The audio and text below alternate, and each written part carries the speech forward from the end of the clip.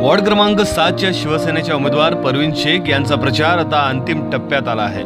शिवसेनेचे नेते त्यांच्या वॉर्डसाठी विशेष मेहनत घेत आहेत। समाजसेवक बशीरभाई हजवानी, नगराध्यक्ष जावेद मणियार, पंचायत समिती माजी सभापती किशोर देसाई आदी मान्यवरांनी त्यांच्या प्रचारामध्ये उडी घेतली आहे। जनतेनं मला यावेळेला निवडून दिलं तर असं काम करीन की पुढच्या वेळेला देखील जनता माझीच उमेदवारी मागेल, असंही परवीन आपांनी सांगितलं। नाही, लोक मला भरपूरचं प्रोत्साहन देत आहे आणि सगळ्या मान्यवरांचं पण मला सहकार्य आहे, सगळ्यांचे आशीर्वाद आहे।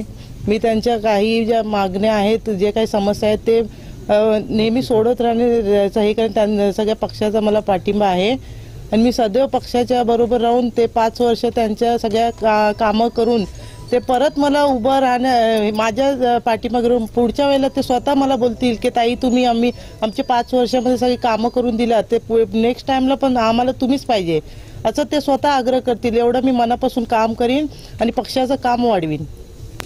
निवडून आल्यानंतर माझ्या वॉर्डामध्ये एक कार्यालय असेल आणि ज्यामध्ये एक माणूस कायम बसलेला असेल, त्याच्या माध्यमातून सरकारी कामं असतील किंवा इतर अडचणी असतील ते सोडवण्यासाठी प्रयत्न केले जातील, असं सुद्धा त्यांनी स्पष्ट केलं। मी निवडून आल्यानंतर माझा एक कार्यालय उघडीन आणि त्याच्यामध्ये सदैव एक व्यक्ती राहील। जे काही लोकांचे समस्या आहेत ते दाखल्यांचे असो, रॅशन कार्डचे असो, शासकीय कामाचे असो, त्याच्यासाठी मी त्यांच्यासाठी नेहमी त्या माणसाकडनं सगळे कामं करून घेईन आणि लोकांच्या कुठल्याही समस्या राहणार नाही ह्याविषयी जातीने लक्ष देईन।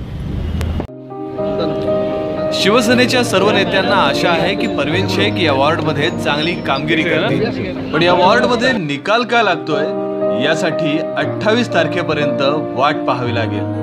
माय कोकण, दापोली।